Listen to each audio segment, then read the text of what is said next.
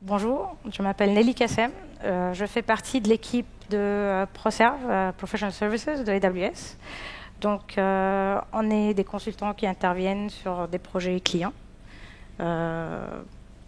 différents des SE que vous voyez souvent qui font que le démarrage. Je tiens à dire, ils font pas grand-chose. Ils disent qu'ils font plein de choses, mais c'est pas vrai. Donc, c'est une séance sans. Donc, au lieu d'aller dans des détails très techniques qui vont vous embrouiller, on va, non, je rigole, on va rester sur un overview, sur des concepts. Petit questionnaire, qui est sur le cloud depuis plus que 5 ans? OK. Donc, malgré que c'est une séance de niveau 100, on va quand même parler de quelques nouveaux services de Control Tower, de Security Hub. Donc, j'espère que ça va vous intéresser. Qui est sur le cloud depuis, on va dire, 2 ans, autour de 2 ans. OK. Donc, j'espère qu'on pourra vous donner quelques astuces des pièges à éviter. Et des choses à faire et des choses à surtout ne pas faire. Et qui s'estime comme débutant. En gros, quand je dis lambda, il pense je parle d'une fonction quelconque. OK. Donc là, vous allez voir que le cloud la sécurité sur le cloud est un peu plus différent que ce que vous avez. J'espère que la séance va quand même détruire quelques mythes sur la sécurité du cloud. Et voilà. Donc, ça fait 1 an et demi que je suis chez AWS en sécurité. Donc, ça, quand vous le voyez bien, dans les années du cloud, c'est équivalent de 40 ans d'expérience. Facile. Je fais des interventions qui sont normalement courtes sur un temps terminé. Donc, j'interviens sur des sujets qui sont très particuliers, mais je peux aussi intervenir sur des sujets qui durent, on va dire, plusieurs années. Et dans ce cas-là, c'est plus de la gouvernance, du culture, du vrai, des workshops, et ainsi de suite. Donc, je commence par la slide la plus importante. À la limite, c'est tout ce que je fais de ma vie, en fait, c'est ça. Donc vous pouvez, si vous apprenez ça très bien, ouais, prenez des photos. Ça sera sur YouTube, de toute façon, ça sera assez public. Mais si vous apprenez ça, je peux faire autre chose ou arrêter de travailler, ça serait mieux. Je commence toujours par cette slide dans tous mes workshops parce que je pense que c'est vraiment le début de la conversation. Je sais que on voit souvent la sécurité comme des configurations à faire sur le cloud. C'est-à-dire, il faut centraliser les logs, il faut chiffrer, il faut gérer les utilisateurs. Oui, c'est très bien, il faut vraiment chiffrer, il faut centraliser les logs, et il faut regarder le billing. Mais ce n'est pas juste des configurations à faire, c'est une vraie démarche. Malgré que, oui, il y a des configurations à faire qui peuvent, des quick wins, avoir des choses en 2 semaines. Il y a quand même une démarche qui, si votre entreprise décide d'aller sur le cloud, il faut le considérer. Et cette démarche, elle est la démarche qu'on vous montre ici. Donc, comme je dis, c'est la slide la plus importante. C'est même pas ma slide, en vrai. C'est un retour d'expérience que les consultants de ProServe global font après des années en disant, écoutez, on vous conseille ça. C'est vraiment ce qu'il faut considérer. Et donc, en rentre dedans. Première chose, c'est identifier les stakeholders. De manière générale, ça, c'est vu comme il faut parler au business et l'IT. Donc, ce qu'on a, c'est un consultant qui est le tech, ou on va dire quelqu'un qui gère le tech. On a le business qui veut aller sur le cloud parce qu'il veut faire des choses innovantes, il veut faire de l'IoT, il veut faire du big data. Et quand on leur dit il faut identifier les stakeholders, ils disent ouais, il y a une personne de la sécurité groupe qui est là. Et en fait, non, ça ne marche pas. Les stakeholders, ce n'est pas une personne de Security Group. Les stakeholders de sécurité, je parle. C'est les RH, parce que votre équipe, il va être scalable. Donc, il faut qu'ils soient au courant que vous allez devoir embaucher de nouvelles personnes très rapidement. Et on continue. C'est le SOC, parce qu'ils auront des use cases sur le cloud qui sont entièrement différents de ce qu'ils ont aujourd'hui. c'est l'IAM, parce que l'IAM, tout se gère on va voir ça plus tard. L'IAM, c'est vraiment l'outil le plus important sur le cloud, de mon point de vue, en sécurité. C'est pas le chiffrement, c'est pas le réseau, c'est pas le trafic, c'est l'IAM. Donc il faut qu'il soit au courant. C'est bien sûr l'infra, le réseau, le business, tout ce qu'on a vu avant, mais si on n'a pas ces gens-là dès le début pour construire une stratégie de sécurité, donc savoir qu'est-ce qu'on va mettre sur le cloud dès le départ, ça va devenir très difficile de voir parce qu'il n'y a pas la slide.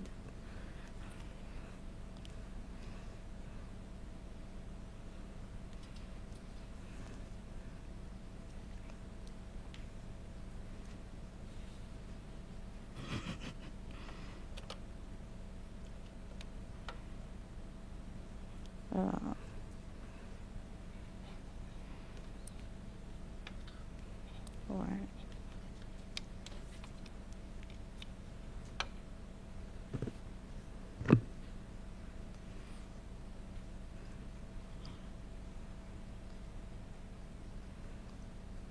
Okay, donc les gens qui ont pris des photos, là, sont bien. Ils ont leurs photos. Ok, donc deuxième point, c'était identifier. Je peux faire ça sans slide. Hein. C'est un seul slide de toute façon, ma presse, c'est pas grave. Vous avez pris des photos, celles qui n'ont pas pris, ils ont. Pardon, j'ai dit prenez des photos. Donc, identifier le workload. Une des choses que je vois, donc ça je veux faire a posteriori. Après, quand ils n'identifient pas les workloads, avant d'aller sur le cloud, ils disent on va faire du big data, ok, on va faire de l'IoT, génial. Donc, on va aller sur le cloud, on va faire ça. Si la sécurité n'était pas identifiée au début comme stakeholder et ils ne savent pas quel type de workload vous avez, ce qu'ils vont vous donner comme requirement de baseline de la sécu, c'est ce qu'eux, ils ont pour les données militaires. Vraiment. Hein. Donc, ils vont vous demander d'avoir le même niveau sur votre lab de IoT que eux, ce qu'ils mettent sur les données militaires. Minimum. Parce que c'est le cloud, on ne le contrôle pas, ils ne comprennent pas. Donc, si on ne dit pas dès le départ quel type de workload on veut mettre sur le cloud, on n'aura jamais une stratégie qui va avec ce type de workload. Donc, quelqu'un peut dire, oui, mais éventuellement, on sait comment ça se passe chez X, donc toute boîte, ça commence par, on sait comment ça se passe chez nous, on commence par ça, mais après, on va mettre tout, si c'est facile, tout le monde va y aller, et ainsi de suite. Oui, c'est vrai, votre X boîte se passe vraiment comme ça chez eux, mais il y a un temps de ramp-up. Les gens, vos ops, vos gens de sécurité, vos business, ils ont un temps d'apprendre comment le cloud fonctionne. Il faut qu'ils fassent 1, 2, 3, X projets sur le cloud pour pouvoir faire des projets qui sont un peu plus complexes, un peu plus needy, qui demandent plus de sécurité. Donc si dès le départ, on fait une sécurité, on construit une architecture de sécurité qui est pour les données militaires, ça veut dire que je demande à quelqu'un qui n'a jamais fait de la sécurité sur le cloud de faire quelque chose que il a mis, on va dire, 15 ans à arriver à ce niveau on-prem, de le faire en quelques configurations sur le cloud. Échec total. Ça ne marche jamais. Mais si je commence par dire, OK, en fait, nous, on va faire simple VPC, je vais mettre quelques comptes, je vais mettre des données qui sont sur mon intranet, accessibles par tous les utilisateurs, et en premier temps, et j'aurai quelques labs, quelques projets d'innovation à côté, mais qui ne sont pas forcément... OK, donc le PC part, génial. Génial. Même moi, je n'ai pas la slide maintenant. Horrible. Donc, ouais, voilà, on va mettre quelques labs, ça va bien se passer. Le temps, ça va mettre quelques mois, le temps que voilà, on a des résultats qui attirent le reste de l'entreprise vers le cloud. Et dans ce cas-là, ouais, les gens de la sécurité, ils auront le temps de faire un ramp-up, de faire des formations, de chercher sur Google comment ils peuvent sécuriser les workloads qu'ils ont. Donc, c'est vraiment une étape que c'est pas genre une phrase dans un slide, oui, on a des workloads, on sait très bien. Il faut vraiment réfléchir avant de mettre une stratégie que si je décide de mettre des données, de ne pas mettre dès le départ des données confidentielles sur le cloud, ça ne sert absolument à rien de aller voir, OK, pour les clés de chiffrement, le randomness que je veux, c'est que dans 10 milliards de clés, je ne veux pas que la clé se répète au moins une demi-fois. C'est pas possible. Ah, OK. C'est pas la bonne slide. Ouais, voilà. Merci. Merci. Donc, une fois qu'on a ça, on a les gens qui comptent. Quand je dis stakeholder, pour moi, c'est les gens qui comptent, en gros. Et on a les workloads qu'on veut commencer par mettre sur le cloud. On peut livrer un programme de sécurité. Et donc, le programme de sécurité, c'est un concept qui a beaucoup changé sur on va dire, AWS a commencé en 2006, depuis. C'est, est-ce que les gens commencent par dire, OK, je veux faire la même chose que j'ai sur le cloud, que j'ai en-prem sur le cloud, et c'est possible. Oui, c'est possible. Il y a plein de choses qu'on peut faire sur le cloud. On a 239 features cette année de sécurité. C'était annoncé en reInvent. Donc, il y a des features qui sortent tous les jours. Vous pouvez faire plein de choses. Mais ça ne veut pas forcément dire que vous voulez faire tout ce que vous avez en-prem sur le cloud. Et donc, commencez par dire, je vais prendre les mêmes règles que j'ai en-prem et je vais les appliquer sur le cloud. Et c'est aux Ops, c'est aux Tech, c'est les gens de CCE à se débrouiller. Encore une fois, marche très mal. Pourquoi? Parce que les checks que j'avais avant, qui avaient du sens, je viens de donner l'exemple à des clients. Donc, je vais le répéter, désolé. L'exemple 2, j'ai des données européennes, il faut qu'ils restent en Europe. J'avais un disque dur, je le garde en Europe, je suis sûr que les données sont en Europe. Aujourd'hui, ça ne veut rien dire. Si le disque dur il est en Europe, il est chiffré et les clés ils sont accessibles par n'importe quel pays hors l'Europe, on va dire la Chine par exemple, bah, ce disque dur, les données sont de quelle origine? C'est pas européen parce que c'est en Europe. C'est même pas européen parce que l'accès, c'est par l'Europe. C'est l'accès à la clé de chiffrement. Et donc concrètement, si je n'arrive pas à dire, OK, moi, je vais rationaliser les exigences pour le cloud, parce que parfois, ils n'auront pas de sens. Parfois, quand les gens ils vont essayer de faire ça sur le cloud, ils vont compliquer leur projet, ils vont complexifier l'architecture, et ils auront très peu de résultats. Et c'est ça ce qu'on veut éviter. L'idée, c'est le 80-20 au début, les quick wins, les choses où le cloud peut vous donner une vraie valeur ajoutée. Donc si vous commencez par parce que vous avez mal interprété certaines règles, ou quand j'ai dit mal, je veux dire mal pour le cloud, bien sûr, et vous voulez le faire de manière bête et méchante sur le cloud, vous perdez beaucoup de temps et de ressources, et normalement, c'est tellement complexe d'avoir un résultat qui est satisfaisante qu'on finit par embrouiller avec le business. Non, vous prenez trop de temps, non, on ne fait pas. Donc, une fois qu'on sait, OK, on faisait ça avant de telle manière, on veut le faire sur le cloud, mais on garde un esprit qui est un peu ouvert, on apprend comment on peut le faire sur le cloud, le concept il est différent, voilà, ainsi de suite. Et vous avez énormément de gens qui peuvent vous aider sur ça, c'est pas juste, bien sûr, ProServe, vous avez les SA, vous avez tous les expériences clients, c'est même mieux de voir comment ils ont fait. Donc ça vous donne une idée de qu'est-ce que vous pouvez avoir sur le cloud. Là, vous faites, donc une fois qu'on a ça, on commence à faire des choix. Là, c'est le moment où tu vois, les gens ils doivent vraiment mettre les mains dedans et faire quelques choix sur, OK, à la fin, qu'est-ce que j'ai sur le cloud? C'est des données. Comment je vais protéger ces données? Et quel type de contrôle je vais avoir? Et une fois que tout le monde sait, ça va prendre un peu de temps, de manière générale. Parce qu'il faut que, encore une fois, on a dit qu'il y avait des stakeholders, il faut que tout le monde soit d'accord. Et au moins, tout le monde est convaincu que c'est utile d'aller dans ce sens-là. Et donc, une fois qu'on a ça, on passe à documenter. Pourquoi? Parce qu'en fait, il y a une école qui dit sur le cloud, on n'est pas censé documenter, c'est pas grave, parce que tout est vu dans le code. Donc, documentez pas, c'est pas grave. Ils vont sur la plateforme, ils regardent le code. Oui, mais si vous avez quelqu'un qui fait un code qui réussit, même si votre plateforme elle est robuste et magnifique, il arrive quand même à avoir une exception et faire d'autres choses. Et at scale, à l'échelle, oui, ça arrive souvent. Que vous avez un lab, vous avez des précédents, il y aura toujours ça. Dans ce cas-là, moi, quand je veux commencer un projet dans tel environnement, je ne saurais pas qu'est-ce que j'ai droit à faire et qu'est-ce que j'ai pas le droit à faire. Donc je vais m'inspirer. Donc c'est un peu comme un virus. J'ai une équipe qui a commencé à faire un peu n'importe quoi, ça peut arriver, mais en fait, toutes les équipes qui sont venues après, ils font la même chose.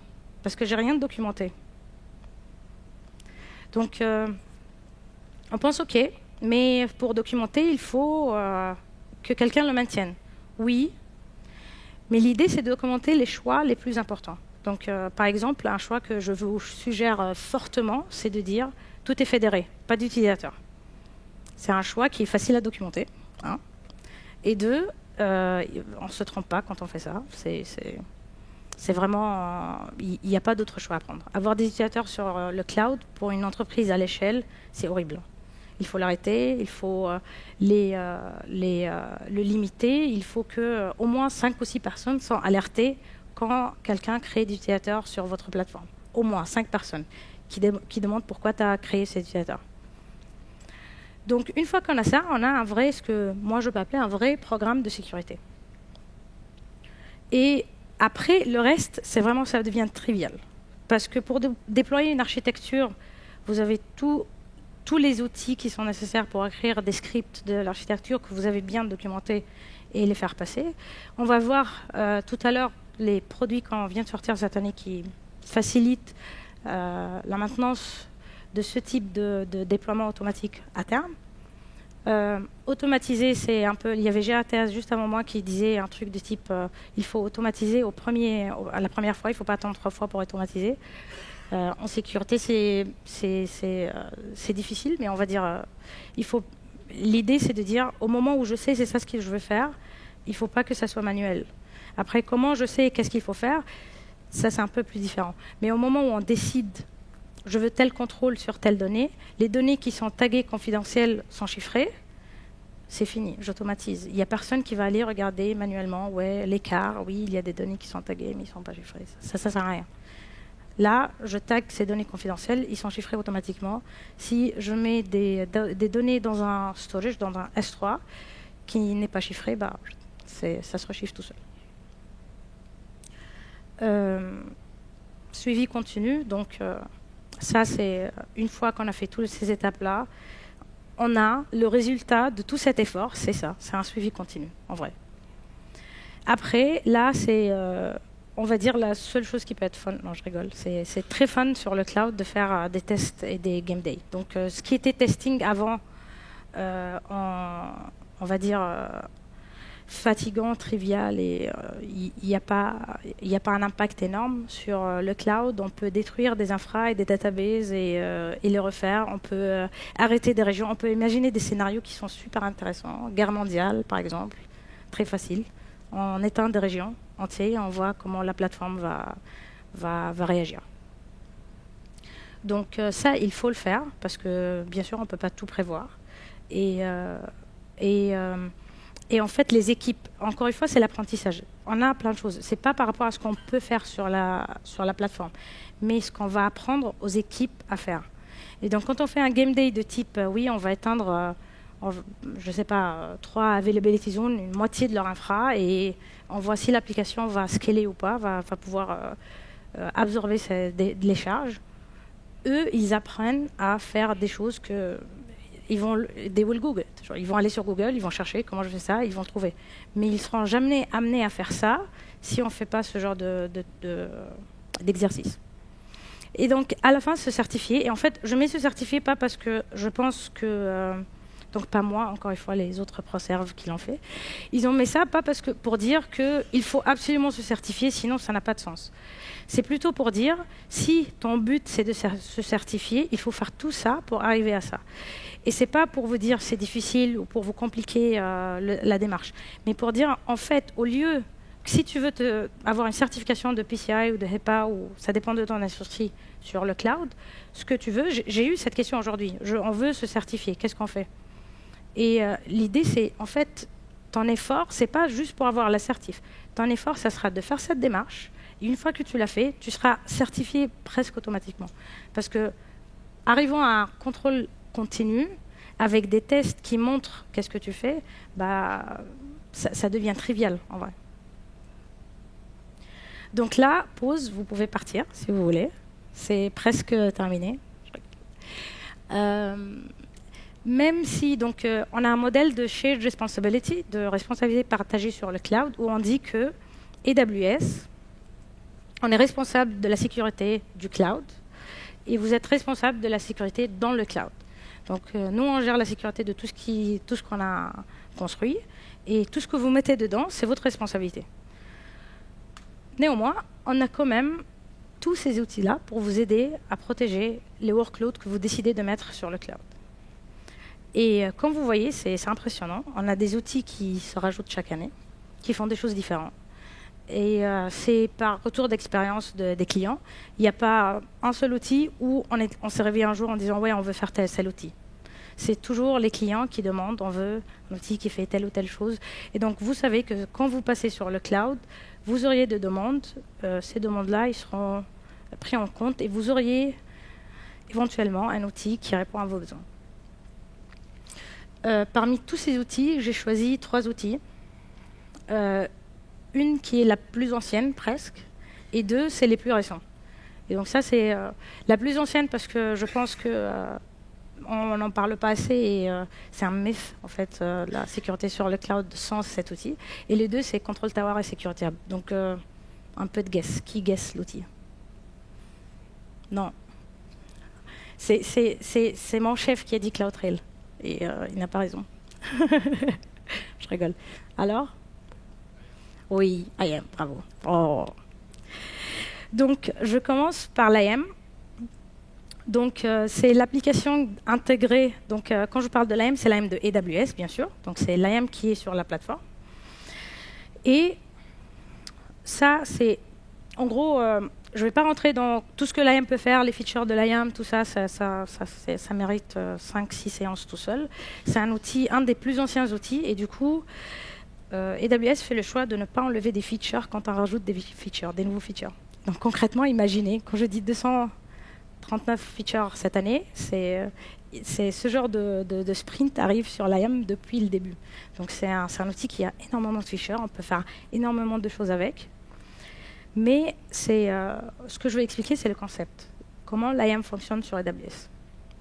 Et en fait, ce qu'il faut comprendre, c'est que derrière tout ce qu'on fait sur AWS, il y a des API calls. Donc quand je veux, par exemple, mettre un fichier dans un storage, donc un put file en S3, cette action-là, c'est un API call. Quand je veux créer une route table pour un VPC, donc VPC étant Virtual Private Cloud, c'est votre propre data center, entre guillemets. Aussi, pareil, c'est un API call. Donc tout ce qui est derrière la console, c'est des API calls. Il y a un peu plus pour le CLI. Il y a, pareil, un peu pour SDK.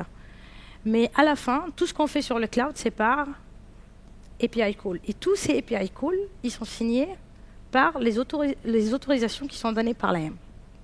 C'est-à-dire que j'ai un outil qui centralise toutes les autorisations sur ma plateforme. Et cet outil n'est pas encore un petit mythe, ce n'est pas un outil qui est centralisé pour tous les clients, bien sûr, c'est hors confusion, c'est centralisé pour vous. Donc si vous avez un ensemble de comptes, vous pouvez très bien centraliser toute l'autorisation. Donc au-delà de l'accès, l'accès peut être par fédération, par l'AD, ainsi de suite, mais autorisation, qui peut faire quoi avec telles conditions. Donc qui peut lire ce fichier la nuit à Paris et il s'appelle Jean. C'est qui peut créer un VPC et on va dire des bureaux, de nos bureaux, de notre HQ dans un IP range très spécifique et qui appartient à certaines populations de l'IT. Tout ça, je peux le faire par l'IAM. Donc, quand j'arrive chez des clients qui veulent chiffrer leurs données sur le cloud, sachant, ouais, donc bien sûr, KMS, je l'ai mis parce que pour chiffrer les données, qui peut avoir accès à la clé, quelles données peut être chiffrées par telle clé, tout ça, c'est géré aussi par l'IAM. Même la key policy, donc l'utilisation de la clé elle-même, elle est gérée par des policies d'IAM. Donc concrètement, quand j'arrive, c'est un client qui me dit « ouais, moi je veux chiffrer avec tel niveau de l'état de l'art » et je demande comment ils gèrent leurs IAM et je n'ai pas une réponse directe, c'est red alert énorme. Ça veut dire qu'ils ne gèrent pas les choses comme il faut.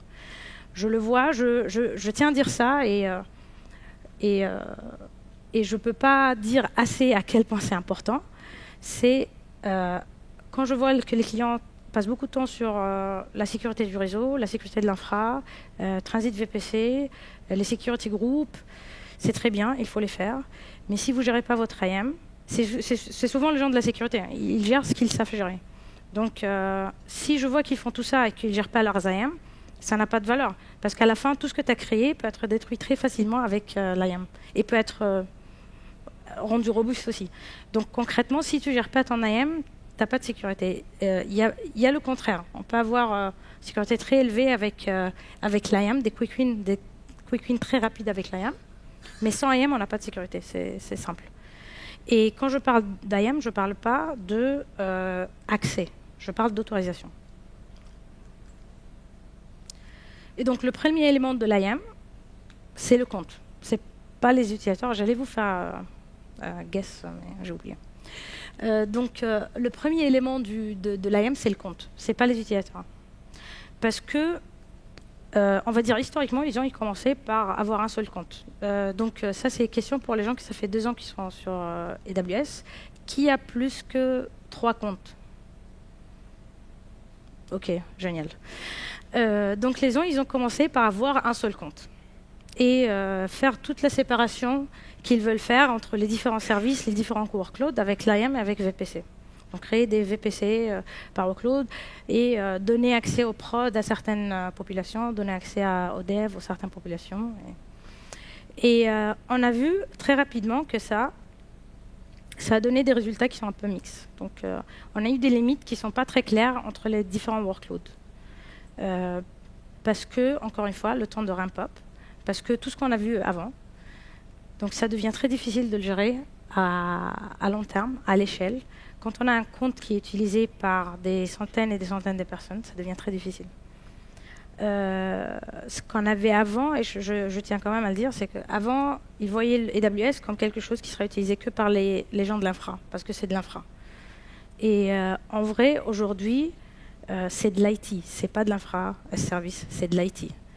C'est pas un service applicatif à quel vous devez gérer l'accès, c'est vraiment de l'IT. Ils peuvent tout faire sur AWS et vous voulez qu'ils gardent ce pouvoir, qu'ils puissent tout faire sur AWS.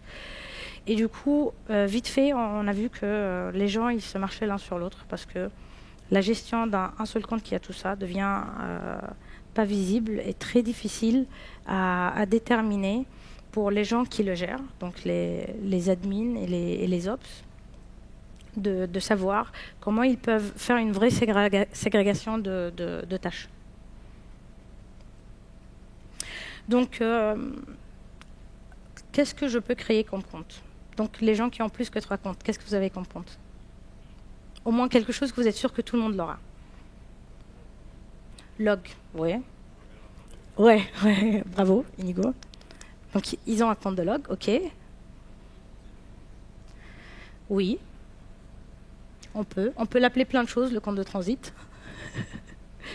Sécurité, quand même. Prod, on espère. Et du coup, ce qu'on vous propose, et ça c'est, encore une fois, la proposition qu'on vous fait, c'est pas pour dire les autres méthodes ne fonctionnent pas, mais c'est un retour d'expérience. C'est ce qu'on a trouvé après des années de faire ça avec les clients et de voir ce qui marche avec eux. C'est un compte d'organisation. AWS elle a un service qui est excellent, qui s'appelle AWS Organization, qui vous permet d'avoir de centraliser le contrôle sur vos comptes et d'avoir un premier niveau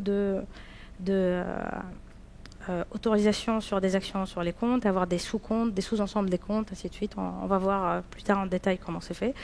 Mais donc ce qu'on veut dire, c'est déjà avoir un compte d'organisation. Donc un compte, pourquoi? Parce que les gens qui peuvent changer les organisations peuvent donc changer qui a accès à quoi en dessous de ces organisations. Donc les gens qui peuvent changer ça, on doit gérer leurs accès à part parce que c'est un accès un peu privilégié. Donc on fait un compte d'organisation tout seul, compte de log, comme Ingo l'a bien dit, compte de sécurité, parce que la sécurité, par nature, les gens qui ont accès à la sécurité, ils ont un accès un peu plus privilégié que les autres. Shared services, donc c'est un peu les comptes des transits, les comptes que plein de différents services de IT vont l'utiliser. Network, parce qu'encore une fois, il aura des accès qui sont un peu différents. Billing, parce qu'on considère que le billing fait partie des comptes, donc déjà pour faciliter le billing, mais aussi pour la sécurité. Le billing, un des inputs de la sécurité, c'est le billing. Un sandbox, parce que le but du cloud, c'est vraiment le cœur du cloud, c'est de pouvoir tester les nouveaux services et jouer avec et voir ce qu'on peut faire et voir la valeur ajoutée du business qu'on peut amener. Et bien sûr, les comptes connus. Donc l'approche multi-compte donne cette architecture. Et si vous voyez ce qu'il y a derrière, c'est vraiment le concept qu'on veut montrer ici, c'est l'ownership. La raison pour laquelle on fait une ségrégation de données, de comptes, par les données bien sûr, c'est pour dire qui y a quoi, qui est responsable de quoi.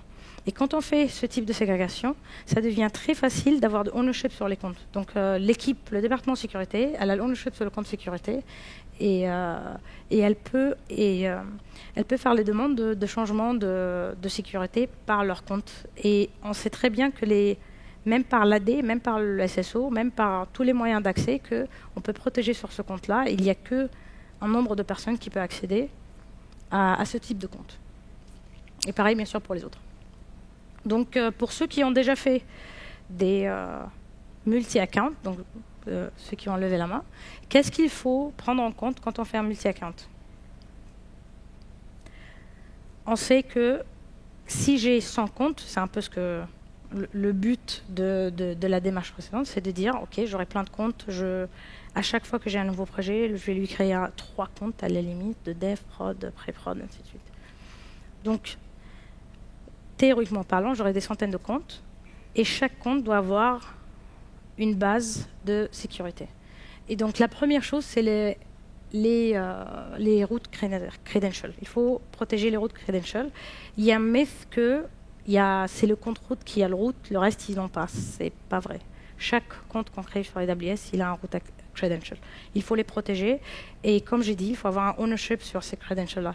Qui contrôle ces credentials-là? En cas de besoin, c'est qui qu'on doit appeler pour faire des actions de incident response sur ce compte, par exemple. Bien sûr, il faut activer CloudTrail et Config et GuardDuty. Tous les outils qu'on a décidé de sécurité qui rassemblent les informations, il faut les activer. Il faut définir qui utilise ce compte-là, c'est un peu ce qu'on a dit. Et bien sûr, fédération et identifier quel type de gouvernance je vais mettre sur ce compte-là. Parce qu'on va dire, les gouvernances que je vais mettre sur un compte qui est Shared Services des données d'intranet, c'est pas exactement pareil que je vais mettre sur un compte où j'ai des données militaires ou de l'export contrôle. Donc l'étape après, ceux qui ont géré plein de comptes, des centaines de comptes, ils savent que j'ai un paradoxe de choix. Ça devient un peu compliqué de choisir quel type de compte je vais créer. Et la gestion continue. Quand je dis plein de comptes, la première chose qui me monte dans la tête, OK, comment je vais centraliser? Si je vais créer des centaines et des centaines de comptes, comment je centralise? Et là vient, de mon point de vue, un des outils qui va vous aider beaucoup. Pour ceux qui ont sur le cloud depuis longtemps, ça vous donne une architecture à suivre et un baseline préconfiguré. Pour ceux qui viennent de démarrer sur le cloud, honnêtement, démarrer avec ça. Il n'y a pas. Si j'avais, il y a un an, si on m'avait demandé qu'est-ce que tu veux développer pour le cloud, qu'est-ce que tu penses manque pour la plateforme d'AWS, c'était vraiment ça. C'est un outil qui donne un baseline préconfiguré pour le client. Pour moi, il achète du temps. Ça lui permet de donner à ses équipes le temps de faire un ramp-up les mois qui sont nécessaires pour que ces équipes de sécurité fassent un ramp-up sur AWS et puissent intervenir sur les choses qui sont spécifiques à votre domaine et pas refaire et faire ce que tout le monde réinventer la roue et refaire ce que tout le monde est en train de faire.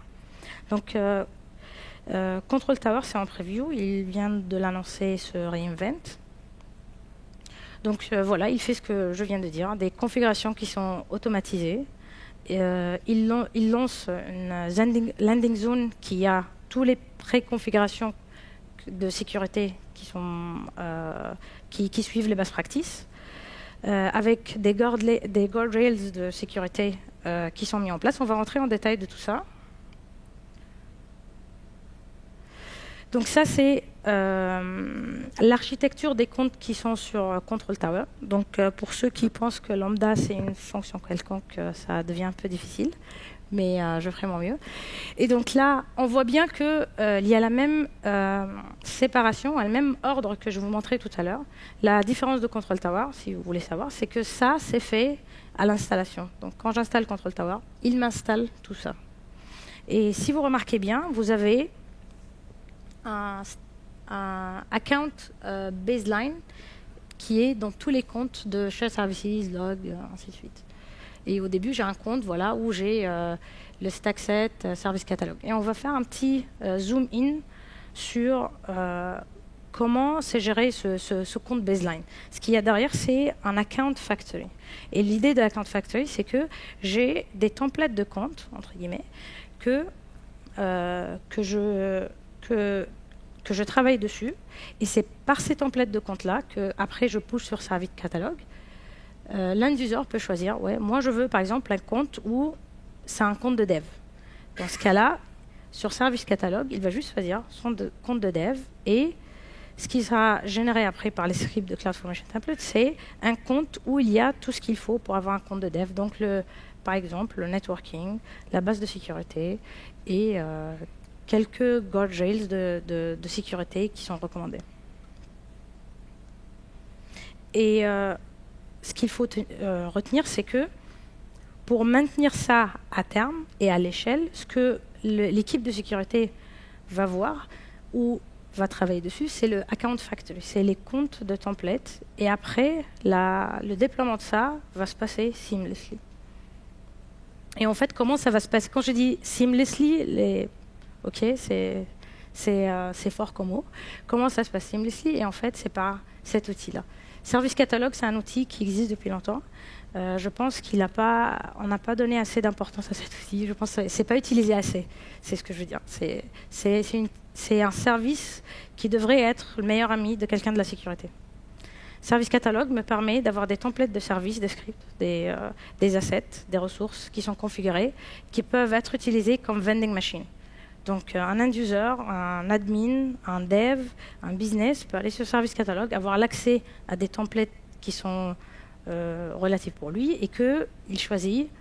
Il aura l'infrastructure créée derrière qui répond à son besoin et qui est pré-approuvée par l'équipe de sécurité où il y a toutes les mesures, tout le paramétrage qu'on a mentionné au début qui est fait.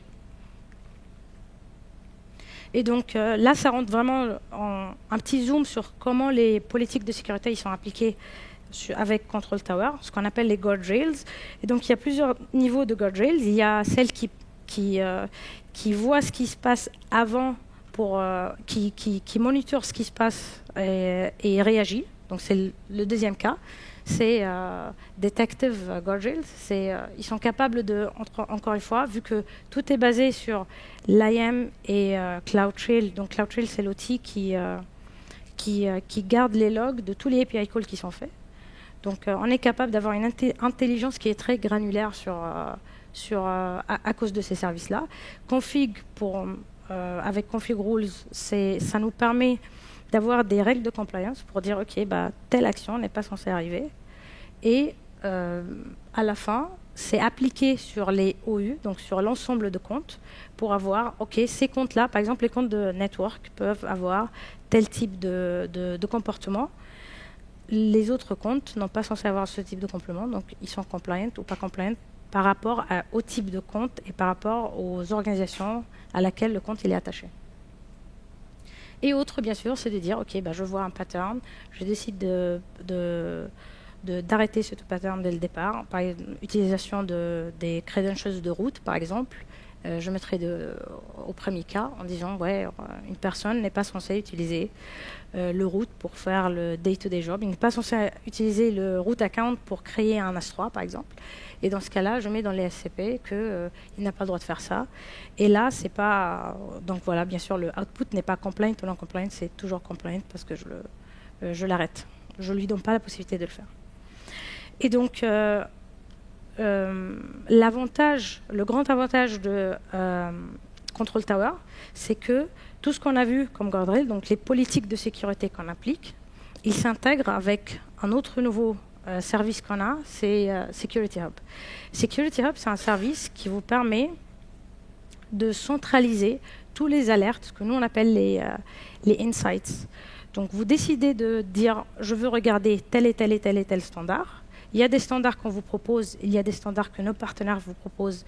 Vous pouvez développer vos propres standards, mais à la fin, vous avez des insights, donc des inputs, on dire je veux regarder ça et ça et ça, en utilisant les services de AWS ou les partenaires, ou les tools des partenaires. Et comme résultat, ce que vous auriez, c'est une vue centralisée avec ce qu'on appelle les findings, les résultats, par rapport à tel standard, c'est quoi l'état de votre compte, ainsi de suite. Je donne un petit... Il y a d'autres sessions qui parlent en détail sur Security Hub. Donc je vous donne quand même le concept, c'est un nouveau service et je vous invite tous à aller voir comment ça fonctionne. Ça commence par, une fois qu'on a activé le Security Hub pour tous les comptes, on peut faire ça au niveau de OU, donc ensemble de comptes, de dire, OK, je veux envoyer les données de ce compte-là dans un compte qui est central, où je vais voir tous les findings de Security Hub. Il est capable d'agréger tous les résultats et de vous donner des résultats avec un ordre de priorité. Donc, première norme, quand vous lancez Security Hub au début, ce que vous voyez aux pages de démarrage, c'est CIS Benchmark. Donc Benchmark, c'est des standards, c'est des normes, que vous pouvez de sécurité pour le cloud, que nos clients utilisent depuis des années. Une des choses que vous pouvez, c'est vraiment super fun sur Security Hub, c'est d'aller voir les comptes que vous pensez ils sont déjà conformes avec CIS Benchmark et de lancer ça. Et c'est un clic, c'est activer.